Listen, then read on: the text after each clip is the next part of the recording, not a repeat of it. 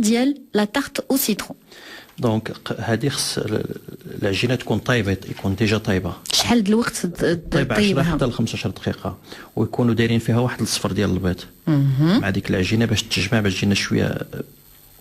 من بعد هاد العجينه باش ما تقصح، باش ما تحمر، باش تكون هي هذيك، السيده شنو ديرها في الوسط الفران؟ في الوسط الفران دائما العافيه تبقى الدور، ودائما السخونيه او الحراره في الفران كدور. يعني ديري داك الفونتيلاتور، خدمي داك المحرك الهوائي اللي عندك في الفران باش تكون السخونيه والحراره دائريه عندك في الفران لمده ديال 10 الى 15 دقيقه.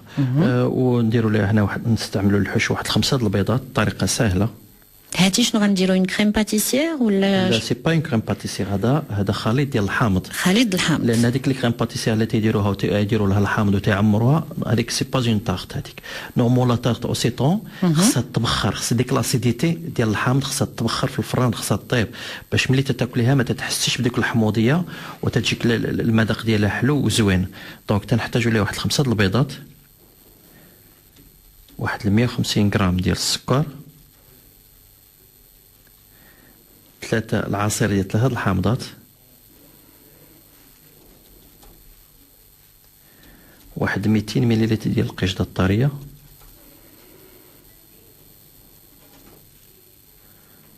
وشويه ديال لافاني بالنسبه اللي بغا ينتسمو، هنا اختياري.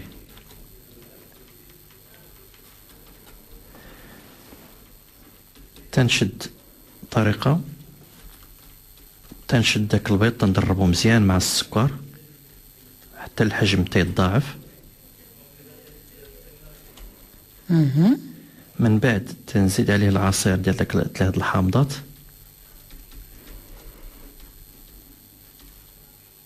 تنبقى نخلط حتى يتقاد داكشي مزيان. من بعد عاد تنزيد عليه القشطه الطريه. وهادشي السيده دائما كتضربوا بالخلاط بالطراب الكهربائي. اييه. من بعد تنزيد عليه ديك لافاني وتنخلط. هنا تنهز واحد الصفايه وتنصفي هذا الخليط هذا باش ديك الرغوه ما تبقاش كما قلت لك قبيله. في حاله ما الا كانت بقات لنا داك الرغوه وعمرنا بها داك الحوش، هذاك العجين عمرنا بها، ملي تطيب تتنزل، لان كيكون الفوق غير الرغوه ما تكونش العماره نيشان. يعني السيده دوزو في الصفايه اللي غليظه ولا اللي رقيقه؟ رقيقه ولا غليظه، المهم ديك الرغوه ما تبقى ليناش. اييه.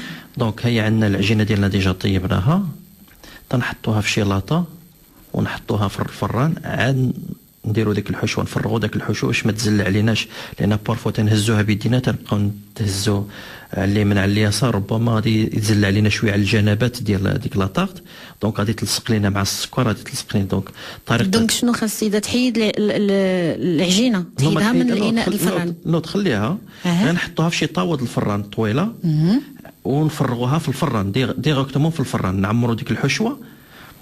دابا درنا العجينه، حاش الفكره، هي العجينه طابت خرجتها العجينه طابت ملي بردت غنهزوا الحشوه ونعمروها صافي وندخلوها الفران.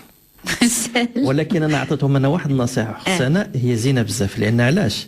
الا كان حطينا ديك المول اللي فيها العجينه حطيناها في شي طاوه طويله باش كتجينا ساهله ندخلوها للفران. الا هزينا داك المول وفيها ديك العجينه غير بيدينا ربما غادي تطيح لنا، ربما تفهمنا غادي يدخل داك. دابا واضح الفكره الشاف. ملي ما كنفهمش راه كنقولها لك الشاف، لانه الا ما فهمش راه حتى المستمعات ما غيكونوش فهموا معنا. اذا نصيحه باش ما تبقايش تلعبي بديك الغطار ديال الطورطه لانه الخليط سائل. النصيحه ديال الشاف هو تجبدي الطبسيل ديال الفران وتحطي فيه الاناء ديال الطورطه وعاد تسكبي الخليط بالداخل. وشحال د الوقت هذه خصها طيب؟ هذه خصها طيب بين 30 حتى ل 35 درجه 35 دقيقه لدرجه 180. 180 درجه 30 35 دقيقه، ونخليوها ترتاح على خاطرها.